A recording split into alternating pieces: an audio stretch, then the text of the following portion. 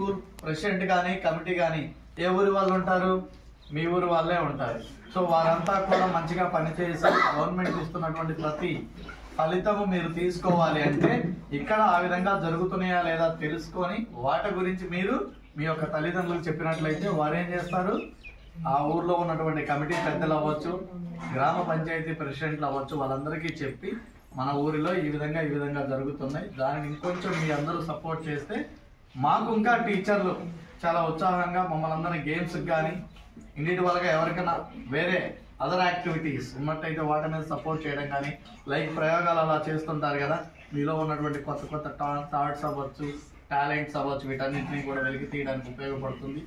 దానితో పాటు స్కూల్లో ఉన్నటువంటి యాక్టివిటీస్ ఏవైతే మనకి కల్చరల్ యాక్టివిటీస్ జరుగుతున్నాయో వాటిల్లో మీరు యాక్టివ్గా పార్టిసిపేట్ చేసి మీకుండేటువంటి టాలెంట్ని చిన్న వయసులో కానీ వెలికి తీస్తే మీరు రేపు పెద్ద స్థాయికి వెళ్ళినప్పుడు స్కూళ్ళల్లో కాలేజెస్లో కూడా మీకు ఒక స్పెషల్ గుర్తింపు అనేది ఉంటుంది. ఇంకా మనకి చదువు ఒక్కటే ఉద్యోగాలు తీసుకురాదు, చదువుతో పాటుగా అదర్ యాక్టివిటీస్ గేమ్స్ ద్వారా, అలాగే సోషల్ సర్వీసెస్ ఎన్సిసి అని ఎన్ఎస్ఎస్ అని ఉంటాయి. ఇలాంటి యాక్టివిటీస్లో కానీ మీరు హై స్కూల్ లెవెల్ అంటే అప్ టు 6th నుంచి 10th వరకు ఇలాంటి కార్యక్రమాలు కానీ మీరు స్టార్ట్ చేసినట్లయితే మీకు అదర్ యాక్టివిటీస్ కింద సర్టిఫికేషన్స్ ఉంటాయి. అవి ఫర్దర్గా సమాజం పైన మంచి ఒక అభిప్రాయాన్ని మీకు ఏర్పరుస్తాయి. ఉద్యోగాలకి వీటికి కూడా మీకు ఆ సర్టిఫికేట్లు ఉపయోగపడతాయి.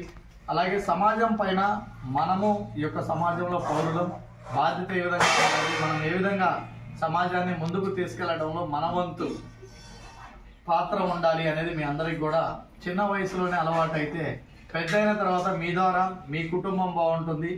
మీ చుట్టుపక్కల వాళ్ళందరికీ కూడా మీరు ఒక మంచి ఆదర్శవంతమైనటువంటి కుటుంబాలుగా నిలబడటానికి స్కూల్ నుంచే పునాదులు వేసుకోవడానికి అవకాశం ఉన్నటువంటి అద్భుతమైన ప్రోగ్రామ్స్ స్టేట్ గవర్నమెంట్ కానీ సెంట్రల్ గవర్నమెంట్ కానీ ఏర్పాటు చేస్తూ ఉంటాయి.